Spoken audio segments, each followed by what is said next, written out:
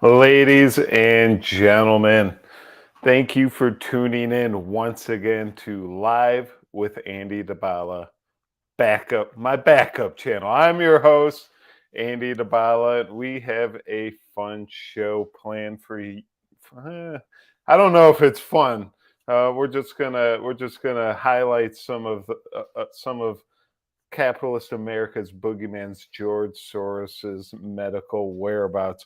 But there has been a lot of other things going on in the news lately. We got George Webb down in Houston. He's investigating some election fraud cases. He's digging into the Chinese network with some of having to do with the U.S. elections. We got Elon Musk officially buying Twitter. And speaking of that, I'd like to showcase my Twitter page at Live with Andy on Twitter. For all of you guys that are going back to the internet's main source for news and information, make sure you give me a follow at Live with Andy or at Live with Andy if you guys want to live with me in my head. I pretty much post about what I dig into here on the show today. Here's actually, I forgot I did this. Here's a fun little video I did earlier today. I like to pump some iron, and one of my shticks is make America strong again. And here's a little video I made earlier today. To make America strong again, you gotta pump some iron.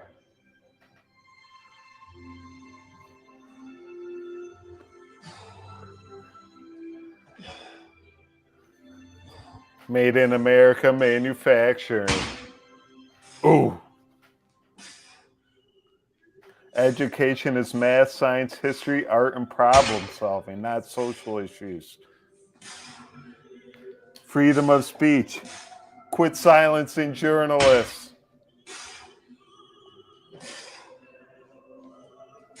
Stop the military industrial machine.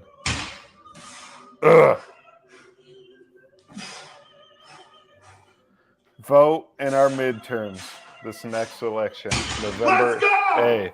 Make America strong again. To make America strong and make sure you vote to make America strong again. You can follow me on Twitter at Live with Andy. I post fun stuff like that and some of the research I've been working on.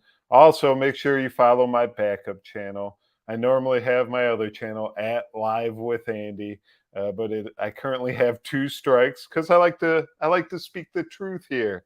Mainly, it's because my Kanye video, they took me down for Kanye, highlighting some of the things he's been saying, including George Soros. That's kind of why I've been working on some George Soros stuff. But go to Live with Andy DeBala, and in parentheses there, I got my backup channel. Make sure you give me a follow. In case I get taken down on my main channel, I will be doing videos here. But let me say hello to the chat before I get into some of my George Soros research. All right, we got Nancy Rubeck. She's on the East Coast. What's up, Nancy? Yep, that's my backup channel. Make sure you subscribe. Wendy Sloan, hello from Florida. You better have a nice sunny tan down there. I know winter's coming. Jessica 18, howdy, Andy. Howdy, ma'am. I wish I had my cowboy hat near me. I don't think I do, or else I would give you a tip of the cap for that howdy. But here we go, ladies and gentlemen. I have a little presentation. It's going to be a waving road. I'm showcasing some of the George Soros's connections to the medical community, and how he is using those connections to influence the COVID-19 pandemic. A lot of people out there, they think I'm probably going to get banned off YouTube just for saying this, but a lot of people out there think COVID-19 wasn't real at all. And it's just a thing made up by the doctors, the scientists, and the politicians. I'm not saying that is true. I believe the disease is real. I've done enough research myself with Ralph Barrick, the Bat Lady, the Fort Detrick, Maryland, with Sina Bavaria and the U.S. Biolab, U.S. AMRID. Sorry, I could not think of the name, but U.S. AMRID in Fort Detrick. And I know the virus is actually real. They actually synthetically created it in 2007. They pretty much from scratch they pieced it together. Ralph Barrett did. You can go back to my Live with Andy channel and watch that show. I break it down how they synthetically created and genetically engineered the coronavirus back in 2007. But that is not what we are talking about. I just want to state that I think the coronavirus is a real thing. But I also think the numbers were greatly exaggerated on how many people were infected, how many people died, and how many people got sick. So that is just some of my personal thoughts. I know you can go back to some of like the death rates in pre-COVID 2018, 2019, and the death rate kind of stays the same, even though we're in a worldwide pandemic. And that in general leads me to believe that there wasn't this great sickness spread around the world killing everyone. I think they were kind of fudging the numbers a little bit. If you had RSV, if you had the influenza, maybe you got really sick, maybe unfortunately you passed away, they would mark it on the sheet: SARS-CoV, COVID-19. Let's lock everyone down and create a worldwide pandemic just to push mail-in balloting here in the United States. This is what I think. The COVID-19 pandemic was used to push in mail-in balloting to get Joe Biden elected president and put in all of these Democratic politicians to complete the worldwide international rules-based order that they're trying to push on everyone else. Okay, we got some more people in the chat here. Is Soros still alive? Soros is still alive, unfortunately.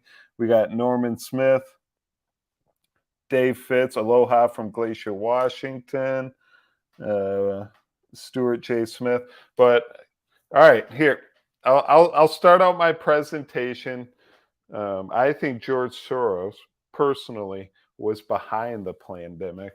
I know we've done some work in Bill Gates, the United States Department of Defense, but I think he was the man behind the pandemic with all these doctors, with all these institutions. I know, how does he have so much time on his hands to overthrow the world? The man has a lot of money. He has a lot of powerful people under him. He just tells them what to do, and they go along and scurry along their way and do it. So it's not like he's personally there setting up everything himself, but he's definitely has his involvements. And we all know, you can go back to my previous show on this channel and how I break down George Soros and the Blinken family connection and how he has a relationship with Antony Blinken, Joe Biden, and Donald Blinken, Vera Blinken, who are Antony's parents, dating back to Ukraine and Hungary. Go back and watch that. And how George Soros uses Act Blue and his Open Society Foundation to push his political ideologies on the Democratic politicians throughout the world.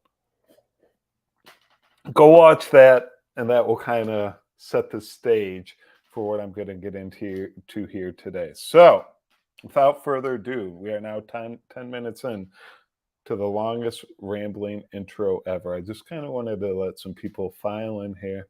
I know this is a new channel. We got about 20 people here watching live. We usually have about 40, 50, so I just wanted people get in here a little bit before I got into some of the research. So here we go. Without further ado.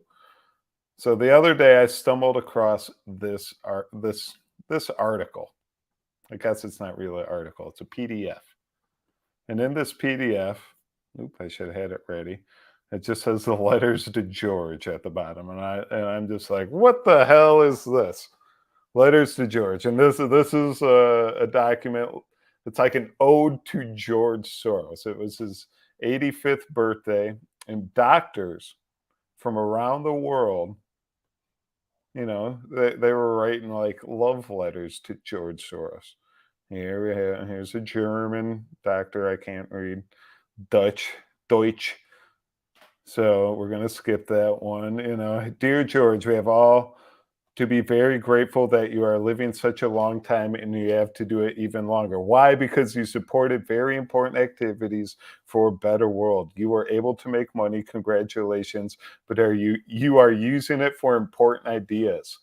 And that's kind of how these letters go. There's 246 of these in this PDF. There's like a couple more PDFs with doctors from around the world. Just, hey George, I love you so much. You're a great guy, and thank you for your philanthropic work and funding science and scientific research around the world. This one is actually real and kind of it's a little funny for what he says, because it's going to lead into what I'm getting into. Dear George, 22 years ago, we talked for the first time about a program to open the medical establishment and support young physicians in Central and Eastern Europe in their efforts to gain access to new treatment protocols and clinical skills.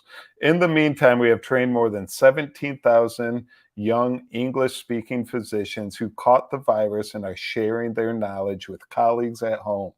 They caught the virus. I thought that was, it's a little wordplay by him, but yeah, this is in 2015, but yeah, they caught the COVID-19 virus. The program has had a tremendous impact on thousands of doctors, patients, and their healthcare systems.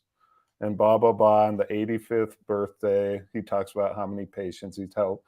But this is, I've just continued reading these letters, and I'm just like, why are all these doctors from around the world writing love letters to George Soros? And I'm like, I have to start digging into this, because if everyone out there thinks that George Soros is America's bogeyman, funding the Democratic Party, you go to the Open Society Foundation. They fund all the Black Lives Matter movement, the LGBTQ plus movement. You see all these social issues coming on the precipice since social media they've been going on before, but they've been really intense issues since social media came about. And a lot of that is George Soros's policies, and he's pushing this on civilians around the world. And if he has the influence of doctors around the world, then he might be able to influence the COVID-19 pandemic. Norman shared the link on True Social and Getter. Thank you, Norman. I appreciate it. I had hoped True Social kind of took off, but it never really did. Everyone kind of stuck to Twitter. I think I'm still shadow banned, by the way. If you're out there, Elon Musk, unshadow ban me. I would really appreciate it. So I did some more digging into George Soros and his influence in the medical community, because I'm seeing these letters from doctors, that they're writing to him around the world, just like, hey man, we love you. Thanks for giving us funding for your research and some of the things you've been working on. So here we have an article that George Soros wrote, and this was in the 90s. It's a Marshall Plan for Medicine, and I'm going to read a little bit of this article. In the late 19th and early 20th centuries, the Vienna School of Medicine was renowned throughout the world, attracting students from Western, Central, and Eastern Europe, even the United States. After World War II, Austria was able to rebuild its healthcare system thanks to funding from the Marshall Plan, and prospered, but this was not the case in the communist countries in the east of Austria. In the early 90s, after the fall of the Iron Curtain, when Austria regained its historical position as a gateway between East and West, the Austrian government matched funds with the Open Society Institute, now Open Society Foundations, to support a program for medical knowledge transfer and experience exchange. A medical Marshall Plan was born, organized by the American Austrian Foundation. The American Austrian Foundation is George Soros's baby. That's his little school. Oh, I'm going to get into where he teaches all these doctors and how to be doctors in their selected fields. He pays for their tuition. He pays for their room and board. He pays for the food. He pretty much funds all their experiments uh, in Budapest, Hungary at the AAF. Then once they're done there, he sends them to the United States and they get their extended training in the U.S. And this is this is big in my eyes because if we're all kind of looking at like how did the whole world, how did all these doctors, whose plan were they following with this COVID-19 pandemic? I think we can start looking at this gentleman here. I'm not going to continue reading the A Marshall Plan for Medicine, but just know that this is how he kind of started setting up all these NGOs and private institutions. Sorry, here I got a lot of videos and things to show you guys. Give me one moment here. Kind of lost track of myself. All right, here we go. So George Soros, one of the things, shit, where'd it go? Okay, here it is. Sorry, I got so many tabs open with so much information. It's kind of hard to keep track sometimes. So George Soros also has a Central European University on top of this American Austrian Foundation. Sorry, I think I misspoke earlier. I said the American Austrian Foundation is in Hungary. That is not true. It's in Vienna. This right here, the CEU, is the university that was in Hungary. So I apologize for the mistake earlier. So here, what is the CEU? A Soros Fellowship Program. George Soros, the Hungarian-American philanthropist and founder of CEU, provides up to 625 financial aid packages for accepted students from Central and Eastern Europe and former Soviet Union. Applicants who wish to be considered for a Soros Fellowship should indicate their desire to do so on the CEU application. Fellows usually receive the following financial aid scheme. Exceptions are noted below: a full tuition waiver and living costs. And they get into some of the breakdowns, but pretty much George Soros pays for their entire university experience at the Central European University. And he sends them to his school in New York. Sorry. I have too many tabs open. I knew this was going to be impossible. I'm trying to find my Paul and Daisy. Where'd it go?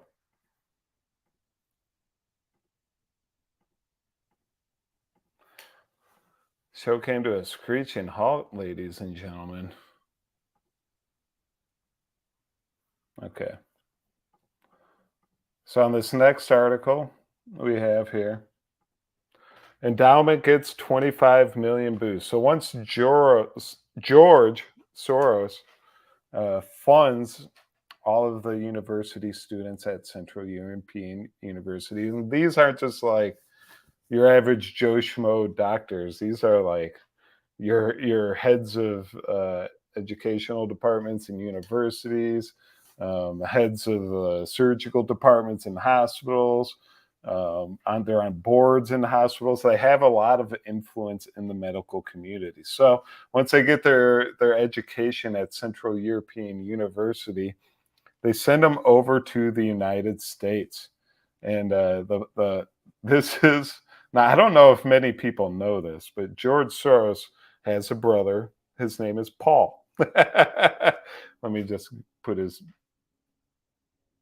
Paul Soros. He has kind of the same story as George. He fled Hungary. You know, he was poor and he came over here to the United States, and he made a lot of money in shipping. George, you know, he made a lot of money in the financial markets playing the stocks. He went to the London School of Economics. I'm not sure where Paul went to school, but he made a lot of money in shipping, and he was a billionaire in his own right. And he married a woman named Daisy, and they started the Paul and Daisy Fellows program. And I have a little video here that I was going to play you guys about the fellowship here. Let me find it real quick. Sorry, I am stumbling a lot right now. There's too much information for me to be giving out. So here's Paul and Daisy and their fellowship program. So today I'm joined by some of my colleagues who will be helping to run this information. Just an incredibly special community. So Soros Fellowship it's an amazing group of people to be a part of. All right. Thanks, Audrey. Christy Bella. Thanks, Greg. Hi, everyone. Oh my God, this is such a déjà vu for me. This overview slide up so you can get a sense of what we're. That was not the video I had loaded up. Excuse me 1 second. Oh, you know, when you let the video play and it reboots to another one, and then you got to go back and find the original video. You're being tough on me. You're being tough on me, Paul and Daisy Soros. So anyway, I'll just show you So all these doctors, they then send them to the Paul and Daisy Fellowship Program. And here you can see that MD, PhD, Stanford University, California Institute of Technology, Stanford, Yale, McGovern, John Wayne Cancer Institute, Juilliard, Yale, Ohio State University, and so on. So George Soros is building, point I'm making, George Soros is building this network of doctors around the globe, which is very important, because if all of these doctors are on the same page here, then you can get away with a plandemic. If all you got to do is send out an email and tell all the doctors, like, give some COVID-19 information for doctors to follow, then they're going to listen because you paid for all their schooling. So this Paul and Daisy Soros, Paul's dead, by the way. He died in 2013. But his sister-in-law, George Soros' sister-in-law, is still very important. She's the one over here in the United States teaching all these the doctors at Weill Cornell. So let me read a little bit of her bio. Daisy M. Soros is the chairman of the board of directors of the Paul and Daisy Soros Fellowships for New Americans that supports 2 years of graduate study for 60 fellows each year. Mrs. Soros is a member of the Board of Overseers of Weill Cornell Medical College, where she also serves as founding chairman of the Dean's Council. She is an advisory director of the Metropolitan Opera and honorary trustee of International House, secretary on the board of New York Philanthropic, and director of Emeritus, blah, blah, blah, blah, blah, blah, blah. The most important part about that right there, she's a member of the Board of Overseers of Weill Cornell Medical College. Now, I don't know if you guys know, but who in the United States had more influence on the pandemic than Weill Cornell's own? Warm greetings to you all from Bethesda.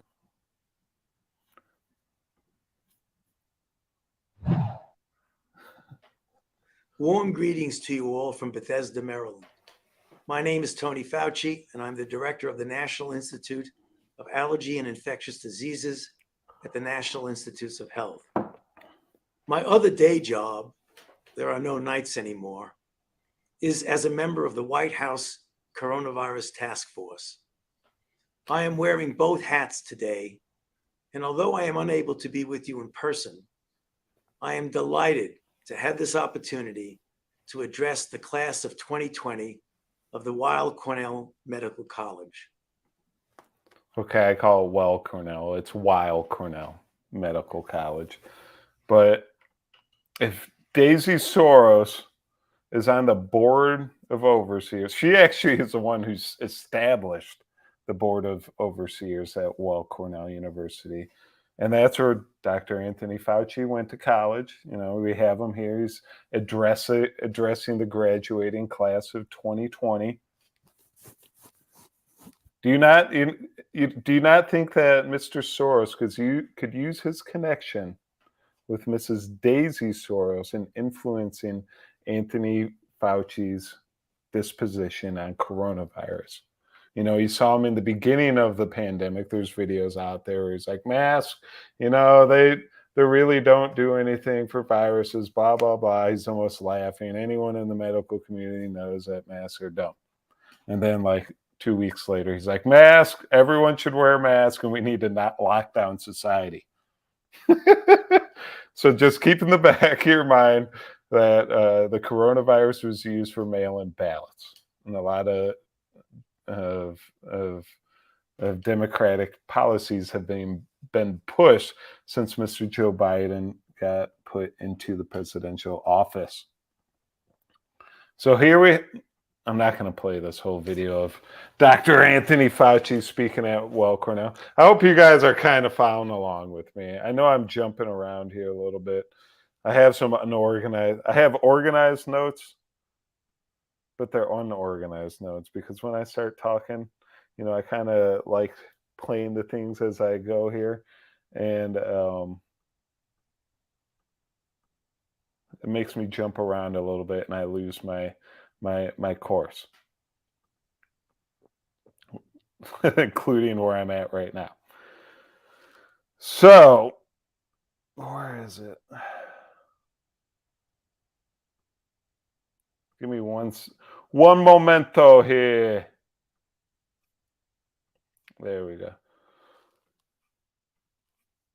So, Mr. George Soros, here's how his he starts this we know he has the Open Society Foundation. He starts this other foundation called the Open Medical Institute, and this institute's job is to kind of not have medical research, medical information clamped down or be suppressed at all. And they want it to be like a free knowledge share of information for everyone in the world to kind of decipher their own what's going on.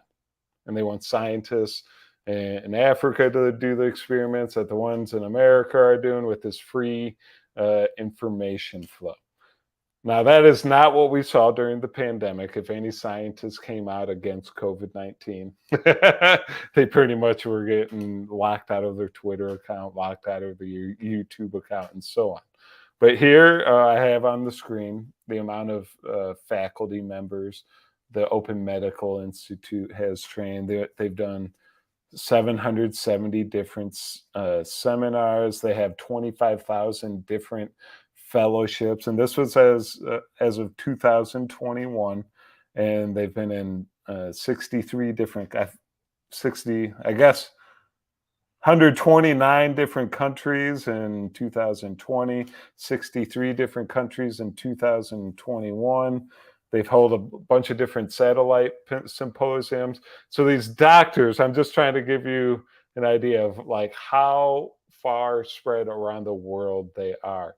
They hold these seminars in Austria. They hold them in Africa, the United States, different separate places in Europe. All these scientists and medical practitioners attend them. They take in the knowledge. They go back to their home country. They tell all the doctors in their home country what happened at the Open Medical Institute seminar, and they use that information to better their communities. So if there's a pandemic spreading around the world like COVID-19, they had some of these seminars. They were held online. The doctors went to them.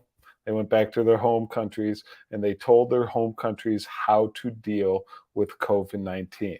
Now, I'm not going to keep flipping back and forth through all my graphs and stuff. Just kind of take my word for it at this point, because I lose myself as I flip through my tabs here. But let me check does anyone have any, if you have any questions right now, just post them in the chat.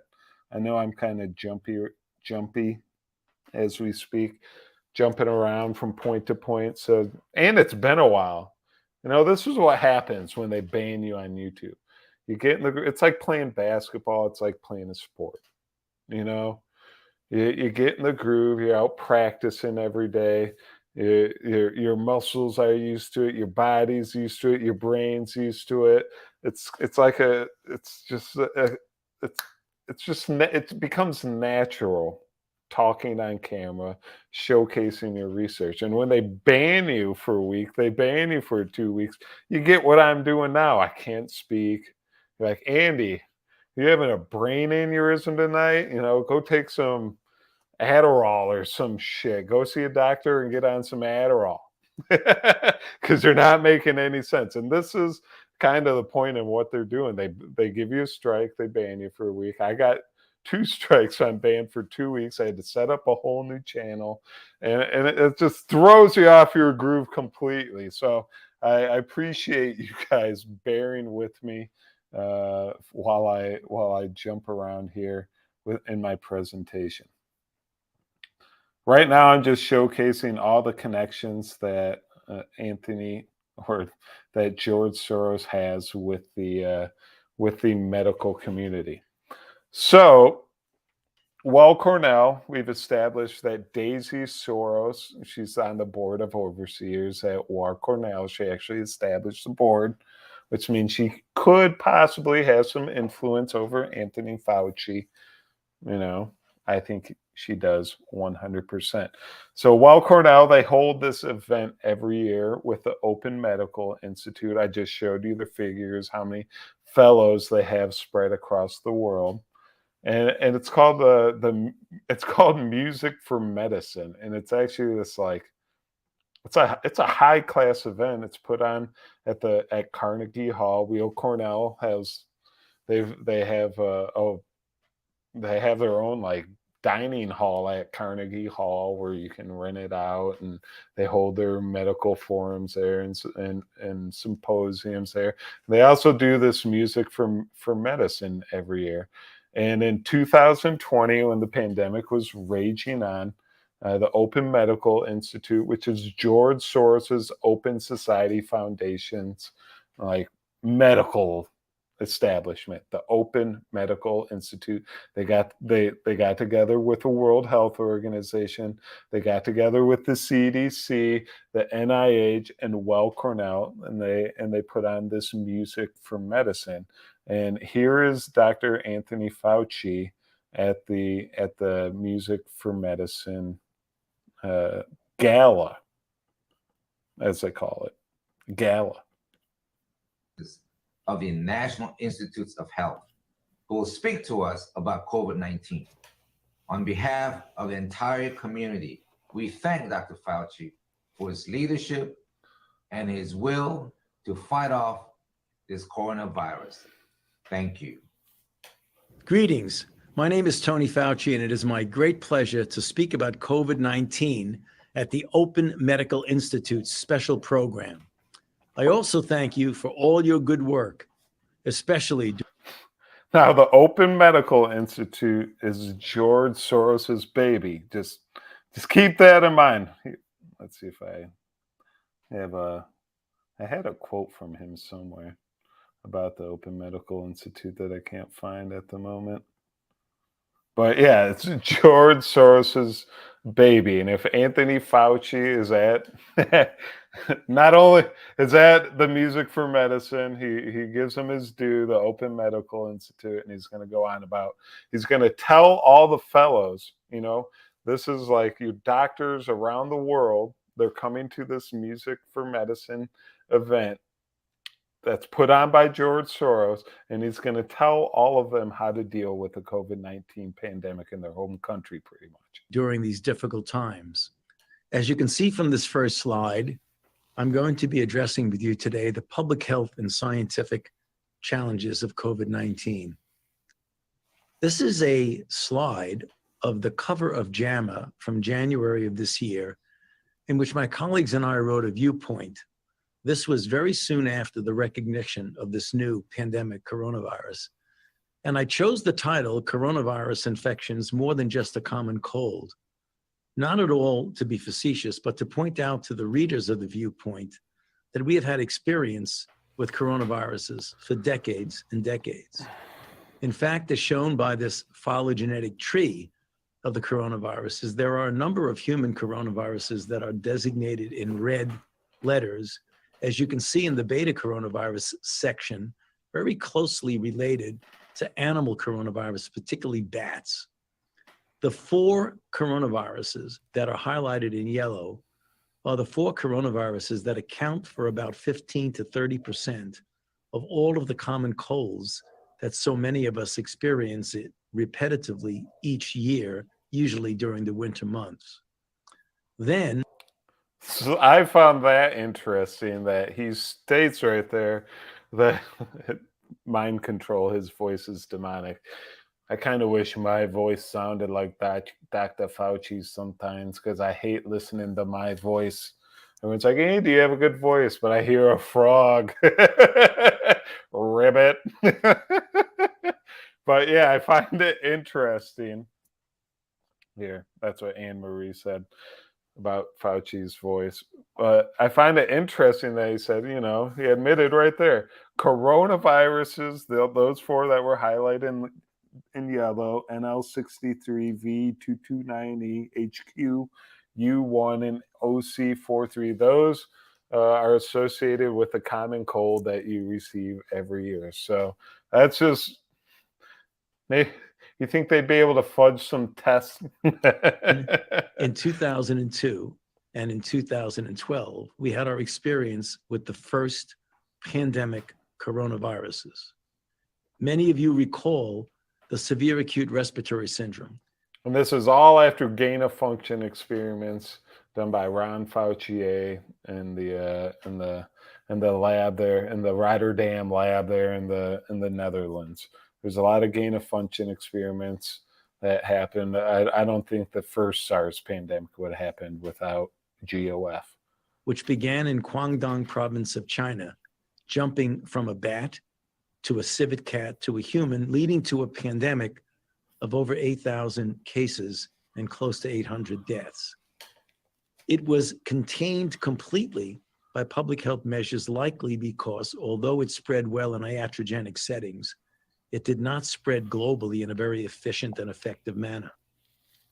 10 years later, in 2012, we had the Middle East Respiratory Syndrome, or MERS, which again came from a bat to a camel to a human in Saudi Arabia, and it did not have. And it was also sent to the Fauci's lab, and they did gain of function experiments, haven't they? The capability of rapid spread as the original SARS did, and it still is actually smoldering somewhat in the Middle East. But here we are today. Now we are dealing with the 3rd of the pandemic coronaviruses, recognized clinically in the Wuhan district of central China in December, and then identified as a new coronavirus by the Chinese in the first week of January, where they put it on a database that was public, from which much of the work on vaccines has now evolved, which I'll get to in a moment. Just pausing it for a second again. Just want to keep reiterating that this is, I'm trying to showcase George Soros, his sister-in-law Daisy Soros, the influence with the doctors around the world with his OMI, Open Medical Institute, his American Austrian Foundation, and his Central European University, and her Paul and Daisy Soros New Americans Fellowship Program.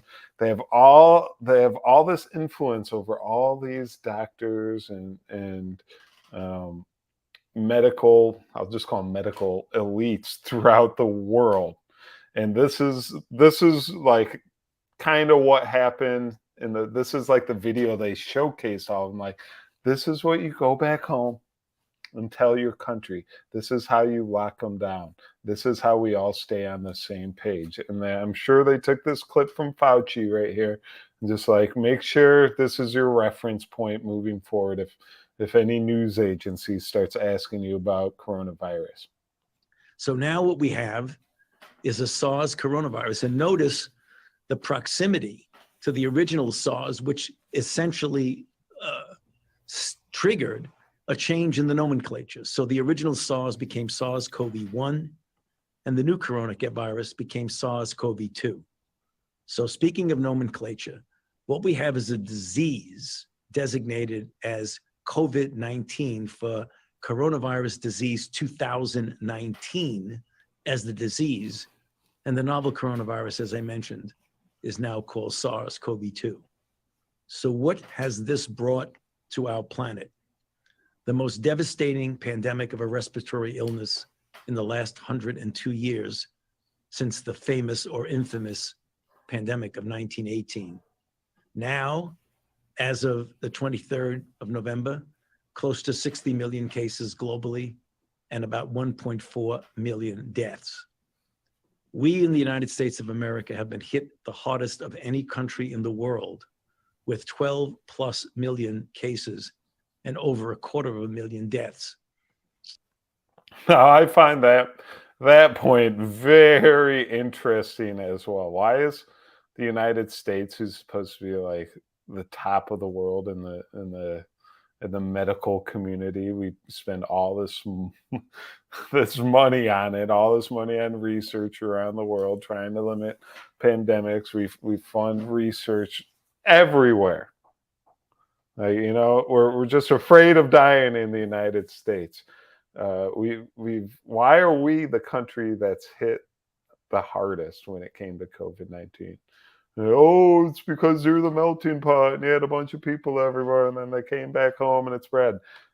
I find that very hard to believe in the today's transnational landscape, but it's just like we have too much infrastructure set up to be the worst country. Like, why wasn't like some Somalia hit the hardest, or Iraq, or, and it's like it's because we had to be the leading country in the pandemic. that's what I'm getting at here. We lead in everything else. We had to show if the United States, oh my God, if they got 12.2, it's going to spread around the world, guys. Like, this thing is full real, and this is like the fear mongering they're trying to do. With the density of cases per 100,000 population shown on this heat map of the United States, with the darker colors in blue indicating a high case rate per 100,000 population. Now, if you look at this another way, let's look at where we are right now. Look at the right-hand part of the slide, the lower right. 6 months ago, 5, 4, 3, 2, 1. The red indications indicate the hot places, namely where you have cases per 100,000, dark red being the worst. Okay, I'm not going to bore you with an entire Anthony Fauci presentation on COVID-19 and how it spread throughout the world. I'm just highlighting the George Soros's connections. That is Anthony Fauci speaking at George Soros's very own Open Medical Institute, Music for Medicine, that they put on with Well Cornell and The WHO. Just to highlight some of OMI's collaborations, I just want to put this on the screen here. So this is some of their academic partners. Now this is, what page is this? 22. Now this is the Open Medical Institute annual report, and this is from 2018. Just wanted to pick out one before the pandemic hit. And here's their academic partners. We are proud and thankful for the collaborations with leading academic institutions in Austria and in the United States to further the Open Medical Institute's mission of medical education beyond borders. So you got Weill Cornell Medicine, Children's Hospital of Philadelphia, Medizinische Universität Wien, some German university, Cleveland Clinic, New York Presbyterian, the CDC, European School of Urology, Maastricht University, the Salk Institute in California, Houston Methodist Hospital for Special Surgery, Institute Pasteur, who built all the biolabs around the world, and specifically the one in Wuhan where the COVID-19 lab break happened from. So we got CAV, Duke University, Memorial Sloan Kettering, the World Health Organization, Columbia University. So that's just who their academic partners are. Now that's George Soros having influence on the CDC, the WHO, Weill Cornell, Salk, and more, ladies and gentlemen. Or they have an influence on him. And I have this whole thing wrong. Who knows? I'm just showing you the connections.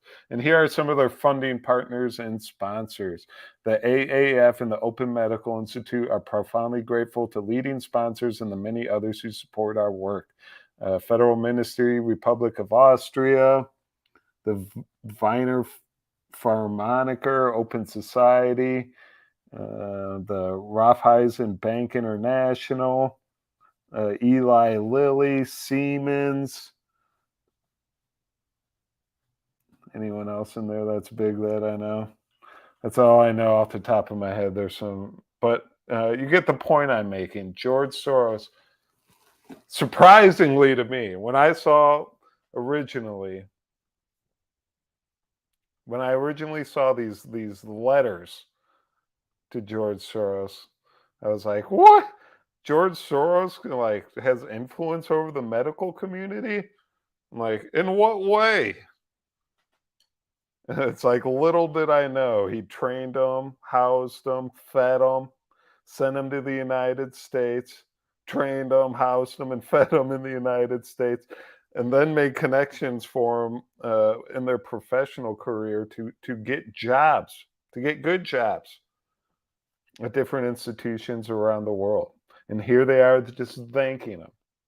And he used his connections with his sister-in-law, who's at the Board of Overseers at Weill Cornell, his OMI Institute, Open Medical Institute, the American Austrian Foundation, and his baby, the Central European University. Now there's a reason. Hello. If there were that many real cases, every single one of us would know someone who was sick 2 years ago. None of us would know someone made very sick from the jab. That's the point I'm trying to make. A lot of people, I think the virus was real, but the numbers were exaggerated. I think that 100%. I used to have a joke that I'm like, because I'm an asshole. I used to say, like, where are the bodies? If COVID-19 was real, there would be bodies. They're like this, the mortician would be driving in a Bentley around town. He'd be living on the biggest house on the street if COVID-19 was real. You know, the owner of the cemetery, you'd be like, how is there a mansion built at the cemetery all of a sudden? It's like, because they're making cash. But, I mean, I'm sorry if you lost any family members to COVID-19. This is the reason I'd be even more upset. I would want to know the actual truth, what really happened. We had a lot of people, you know, they weren't allowed to see Grandma and Grandpa. They weren't allowed to see anyone with severe medical conditions because we were on lockdown. And I would want to know the truth. So that's why I'm digging into some of these things. That's a great point, too. The homeless would have been very sick. You know, they were trying to, instead of letting the homeless be out, maybe the homeless just being outdoors, you know, You're breathing in the fresh air. You're soaking in your vitamin D. Maybe that's the reason, Sage.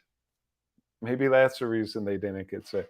I need to get out of this rocking chair, by the way. I think it's distracting me. No more rocking chairs for the shows. It's officials. The bodies were in nursing homes and hospitals where the protocol killed them. That is true. Anyone who got the oxygen mask, it was real hard to breathe. And the infection spread worse in their lungs, which caused them to die because they weren't getting any fresh air and they weren't allowed the right medical treatment because all the doctors who were doing that research were getting their medical license revoked and their Twitter channel shut down.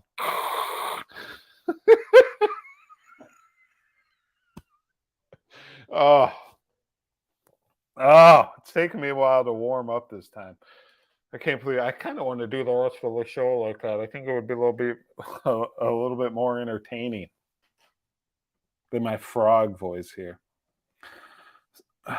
So you guys are asking me, like, why does George? Okay. I forgot to showcase this one before I move on. Here's your OMI, your Open Medical Institute Global Network, 1999 to 2021. Here are all the countries listed: Afghanistan, Albania, Argentina, Armenia. I've been everywhere, man. Australia, Austria, Azerbaijan. I've been everywhere. Bangladesh, Belarus, Belgium, Belize. I've been everywhere, man. Germany, Ghana, Greece. I've been everywhere. New Zealand. You guys get the point. George Soros has influence over doctors around the globe. They're pretty much in every country.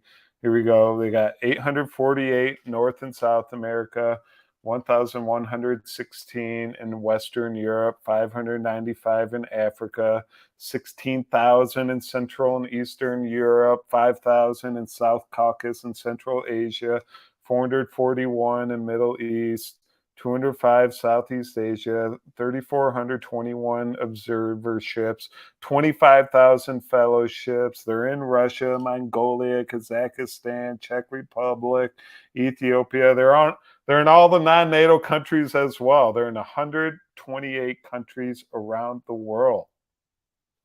It's more than the WHO. Ladies and gentlemen, that's one of the points I'm trying to make here. George Soros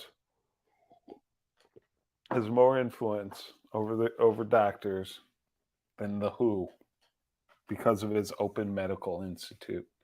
And that is a scary, scary thought, if you ask me. Now, what is the next point I'm going to try and make? Oh.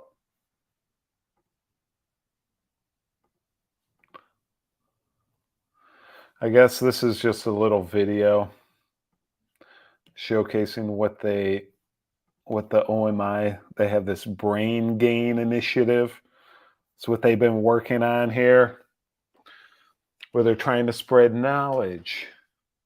They're trying to have open knowledge being spread to scientists and researchers across the globe. Here you got 100,000 patients, lack of skills, medication, and modern technology, health professionals. And the Open Medical Institute's job was to give the resources that these doctors, researchers, and scientists needed to help better the world medically with our health. I think I've been over it. This is just getting into, they have seminars, observerships, satellite symposia. Here you go. They're just showcasing how many people they have around the world and what they do exactly. So you're asking me, what's your point, Andy? George Soros has connections around the world. We already know that. He's in the pockets of all the politicians, Europe,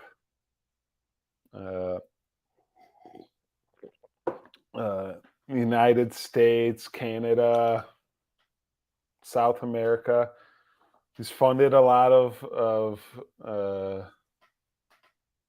movements, social movements, we'll say, throughout the world as well. So, like, what's your point, Andy? He knows doctors too. Why does that matter so much? Why would he create this worldwide epidemic other than to get Biden in office and kind of keep pushing his social ideologies on the world? You know, BLM, LGBTQ agendas, and so on. That's all George Soros. You can go on his website and find what. Can't he just keep doing his thing? Why does he have to create a pandemic? Here, I'm trying to find the right link right here. While I talk, and I'm failing miserably. And here's the leading article. Why? How many times are you going to ask why, Andy? So here's an article by CNN written in 2018. Democracy is under assault in Hungary. America's voice is crucial. Now, this is where George Soros is from. He's from Hungary, fled the Nazis from Hungary. He went to the U.S., made billions of dollars in the stock market, and used that money to push his philanthropic ideas by funding politicians and NGOs and foundations and kind of pushing these ideas throughout the world. So he's from Hungary, and here we see democracy is under assault. And George Soros is not very liked in his home country, to say the least. And why are they? Shit. What happened to my article? I had it all lined up. Okay, here we go. So why does that matter, Andy? Because why Trump and the GOP, here's another article, NBC News. Why Trump and the GOP love Hungary's authoritarian leader. The reason that Orban keeps winning is he has the control of a dictator, said one political scientist. So the question is, what are Republicans in it for? So Hungary's leader at the time was Viktor Orban. And he did not like George Soros because George Soros pretty much tried to undermine him the entire time he was prime minister of Hungary, you know, just like he did here with Trump in the United States. He started pushing this George Floyd BS on America and Black Lives Matter, and everyone starts fighting over that. Then you got the insurrection at the Capitol, and everyone's stuck. And we're teaching kids how to be queer in schools, and everyone's like, this is what he does. He tries to push these ideas on countries, and some leaders, they're like, no, when I get elected, we're not allowing you. And George Soros pretty much got booted out of his home country. And we can see here that his baby, the Central European University, fell victim to that. So the place where it all started with all these doctors, you know, they weren't put here in America first. All these ones at the OMI, the AAF. No, they started out at the Central European University.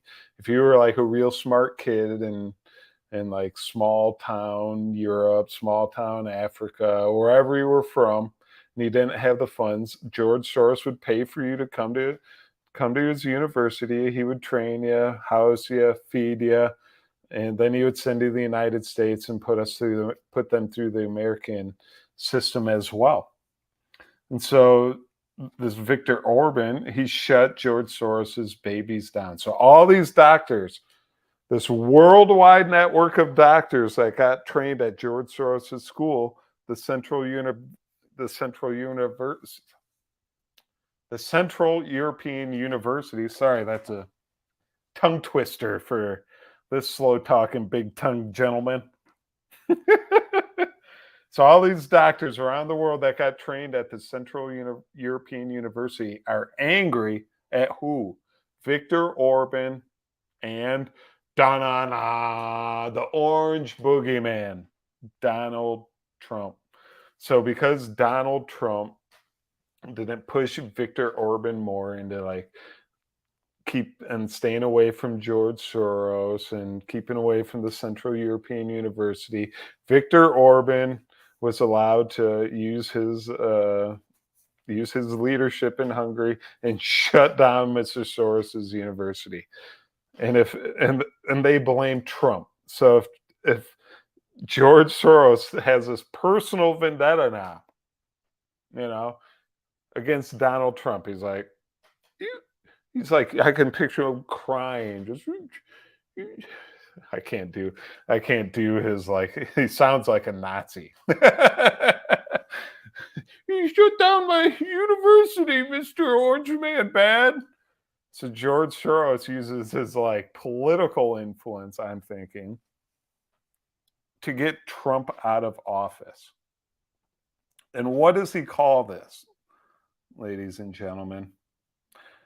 So George Soros is mad at George Soros is mad at Donald Trump and Viktor Orban for shutting down his Central European University in Hungary. Greetings, Andy, Norman, and Ospreys.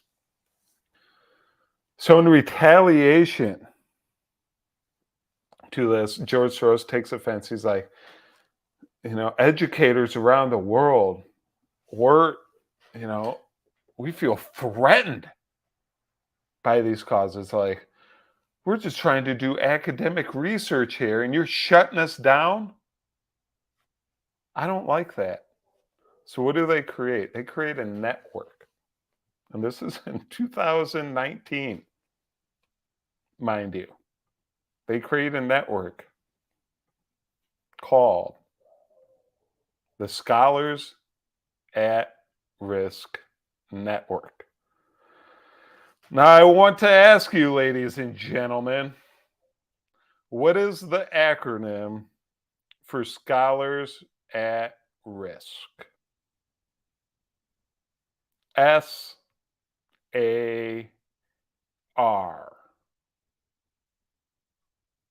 SARS. What was the disease that caused the plandemic? Ladies and gentlemen, SARS. I don't know if this is some crazy, profound coincidence or not, but what is actually the plandemic? The plandemic is an assault on science, an assault on medicine. You see Anthony Fauci on the news. I am science. He thinks all of us are dumb because we're like questioning some of the policies he's pushing and shutting down society. I am science. The pandemic was a battle between intellectuals, scientists, doctors, and us common folk. They knew what's better for us. Go get the vaccine. Stay indoors. Don't talk to your family. Don't talk to your friends. Let no truth be spread. And it's a battle. And that is exactly what Scholars at Risk is fighting against. It's fighting against us common folk questioning what scientists are working on. Now, this is all backed by George Soros. The Scholars at Risk Network. This is in retaliation for his for the Central European University getting shut down. Now, I'm going to read a little bit of this. What does SARS do exactly? Academic Freedom Monitoring Project. So SARS Academic Freedom Monitoring Project focuses on developing a greater understanding of the volume and nature of attacks on higher education communities in order to develop more effective protection responses. Now, doesn't that first paragraph of SARS Doesn't that sound like what the pandemic is? Focus on developing a greater understanding of the volume and nature of attacks on higher education communities in order to develop more effective protectionist responses. So they felt they were being attacked while they were trying to protect us with the vaccines and the lockdowns. That's what SARS is. The monitoring project aims to identify, assess, and track incidents involving one or more or 6 defined types of conduct which may constitute violations of academic freedom and or human rights of members of higher education communities. Killing/violence/disappearances. So, in China, there's a lot of doctors that are trying to come out and tell the truth. They disappeared. They were gone. We've seen doctors here in the United States try to tell the truth. Disappeared, they were gone. This is what they are supposed to be battling against. Wrongful imprisonment and detention, wrongful prosecution, restrictions on travel or movement, retaliatory discharge, loss of position, expulsion from study, other significant events. So if something happens in your community, you're supposed to hey, they shut down our local university because they were working on AIDS or something, and all the people in the community got mad at them, said they were watching Andy DeBala's channel, and he said that hospital was spreading AIDS to the rest of the community. They all believed him and shut it down. So Soros sends his SARS Academic Freedom Monitoring Project over, reports on it, gets back to him, and supposedly they help out the institution that's being threatened. Pretty much what happened to Central European University. A bunch of people were like, George Soros is planning the worldwide revolution there and training everyone. Shut it down. So Viktor Orban went over there and shut it down. I do have a little video here showcasing, they do have a YouTube channel. SARS does.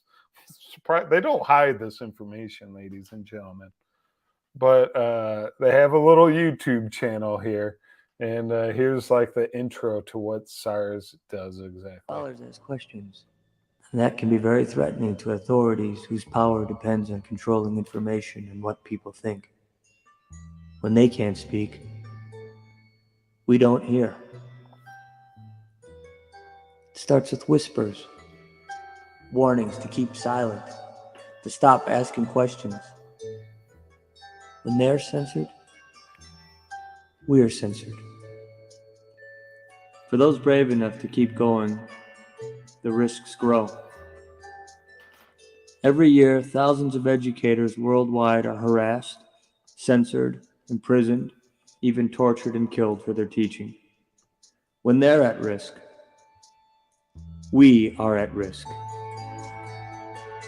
Scholars at Risk gets educators out of danger and back into the classroom. You can help. Help Scholars at Risk.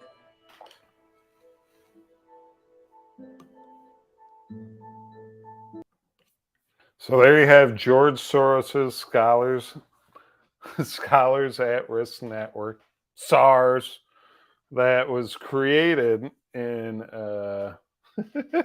late December 2019 after his Central European University got shut down. Now, it didn't go away, the Central European University. It moved to, let me find it here, if I could. It moved to New York. Nope. At the Bard, oh, no, sorry. Sorry, I had it 2 seconds ago. Either way, they moved it to New York, and they now call Central European University the Open Society University Network, OSUN, and they do they do the same type of educational things that they did at the CEU, like all your gender studies, all your all your race, ethics, all that stuff was taught at the CEU. And then they would take them, teach them there, and then spread them out to the world. All of a sudden, your CEU student is a teacher in Podunk, United States, teaching your kid gender studies. That's that's what's going on here, and that's why the university got shut down in the first place. So it got adopted. This whole open society concept got adopted because of the scientists coming out of the Soviet Union and Eastern Europe after the fall of the Soviet Union. They needed somewhere to go, and George Soros, he provided the network for all those scientists, and he's just continuing that into the modern day and age. Here's actually something they're working on now. We saw, we all forgot about Joe Biden's incident in Afghanistan, his giant debacle there. But here's the SARS project: urgent appeal for Afghanistan scholars, students, practitioners, civil society leaders, and activists. So there's a bunch of scholars and professionals, activists, civil society workers that were over in Afghanistan, and their way of life is being threatened. And the Scholars at Risk Network goes in, they help get the educators out, and they pretty much put them in their university after that, transform them into George Soros diplomats, and then send them on their way. And so I guess that was my my big revelation here today on how George Soros is using his connections within the medical community to influence the pandemic. Now, you guys, that is not the only thing that the Soros network is doing. Oh shit. Is doing. We have this war going on in Ukraine, and Central European University, they had to move to Vienna after they were kicked out of Hungary. And in the meantime, this conflict breaks out with Russia, Ukraine, and these students in Ukraine don't have anything to do. They don't have anywhere to go and get educated because their current country is getting bombed. So George Soros is so kind. He opens his doors to those students, and he creates this, what he calls the invisible university for Ukraine. And I'm just gonna let this video play and kind of let it speak for itself. Եվ հիմա ես գտնվում եմ Բուդապեշտում, Հունգարիայում, ու մասնակցում եմ Invisible University for Ukraine ծրագրին, որը կազմակերպել է Կենտրոնական Եվրոպական Համալսարանը. Innen az elnevezés. Budapesten egy nyári egyetemként folytatódott személyes részvétellel. Zsanna családja... Well, I thought I was going to take a little bit of a voice break, but I guess not. So here you have a student. She was born in Ukraine. They're showing the country being torn apart by bombings, and she has to go to the CEU, George Soros's university, and get her education. And yeah, they continue her studies and whatever she was studying if they can, but they also teach her in George Sorosisms, BLM, gender studies. And then once the war is over, they're going to take these students and send them back into Ukraine. So George Soros is going to have an army of young Ukrainian students back in his political ideologies in Ukraine once the war is over. And you can see here, even at this university, the CEU is actually helping out Ukraine. They have like little programs where they're building camouflage for tanks, and they sew like uniforms and stuff together. Like they're helping out Ukraine. They're actively helping out Ukraine. The CEU is in this conflict. Now, on top of them taking in these students in the invisible program, the invisible university within the CEU, they are also teaching the students this. And here, I believe this one's in English. Democracy needs Democrats, and politics needs politicians. So it's really essential that we have a new generation of democratic politicians who believe in, who have an ethos of responsibility for democratic politics, who understand that politics, democratic politics, is not just about power and money and your party, it's about the common good. See, like they're already setting the precedent. Like this is George Soros' university. We're not, and they're training democratic politicians. And then they're like, it's not about the money and the power, ladies and gentlemen. It's about the common good. The Democracy Institute Leadership Academy is a brand new program of the Democracy Institute. We aim with this program mid-career political activists, selected and elected politicians, and civil society activists from the region of Central and Eastern Europe, from Poland, Slovakia, Czech Republic, Hungary, Slovenia, and Croatia. The program lasts 12 weeks, and it's a hybrid program which participants can do right next to their working activities. So it's an in-service program. Central European University's Democracy Institute studies political change. So we do research that studies the and redemocratization, and our major goal is to do world-class studies on these issues. But we don't want to build an ivory tower. We would like to have relations to and with practitioners. So the Leadership Academy for us is a platform where those who study change and those who make change can have a dialogue. Why would you or anyone apply to this program?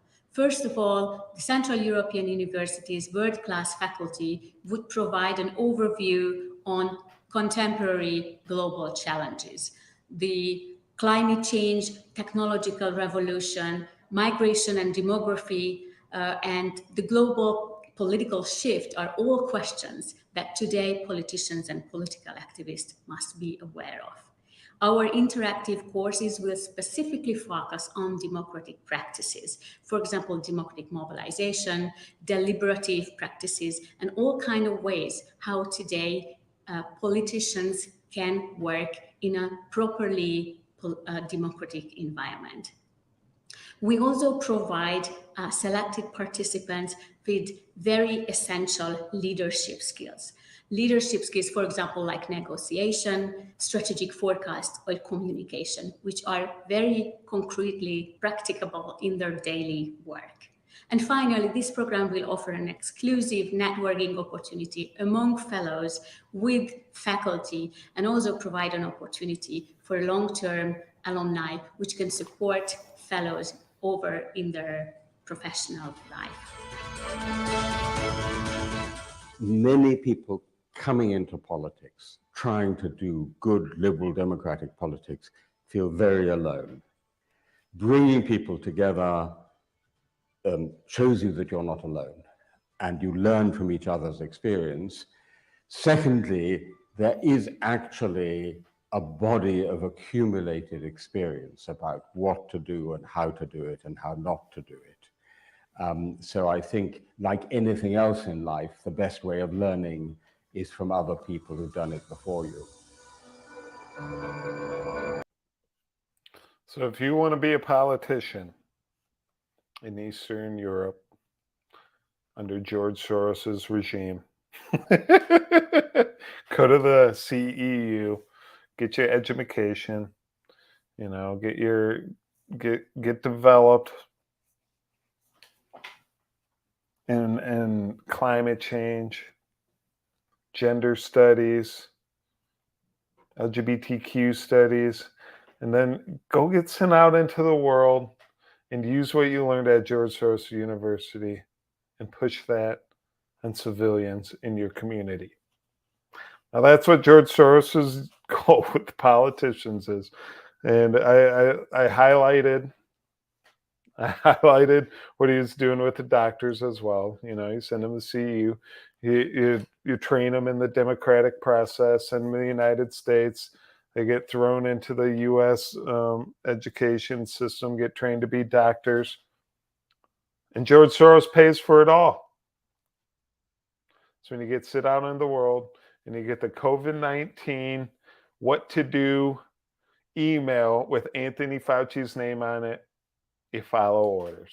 Because you just know that I'm a democratic doctor and I want to do what's best for my society and the common good. So, ladies and gentlemen, I'm sick of talking. I'm sure you guys are sick of hearing me talk. But I may chop this up into some smaller presentations. I just had to get this stuff off my chest. I've been sitting here for 2 weeks just waiting to burst out of my imposed strike by YouTube. I couldn't wait any longer, so I started my backup channel. So make sure you subscribe. Randy's making an appearance. Inside joke for all you original Live with Andy followers. So make sure you subscribe to at Live with Andy, the backup channel, and make sure you do your research, ladies and gentlemen. Just know who's paying the doctors, just know who's paying the politicians, and know what policies are being pushed behind the scenes. And after that, you can start connecting the dots and see who's controlling the narrative that's being pushed through the mainstream media and the social media aggregates. All right, everyone. You have a wonderful night. I am officially off my strike next Wednesday at Live with Andy. I hope to see you on that channel. I may be doing a little show this weekend. We'll see. I may actually try to take this information that I was holding. I couldn't hold it in. I know some of it didn't make sense because I was bouncing around so much and I was cold. To be honest, the first half hour sucked. I was cold. I had no personality. I was a robot. I felt out of place. So I may just take this information, make small little snippets to make it more understandable for you guys. Just make sure you continue following along. Like and share. Love you. Peace. By the way, make America strong again.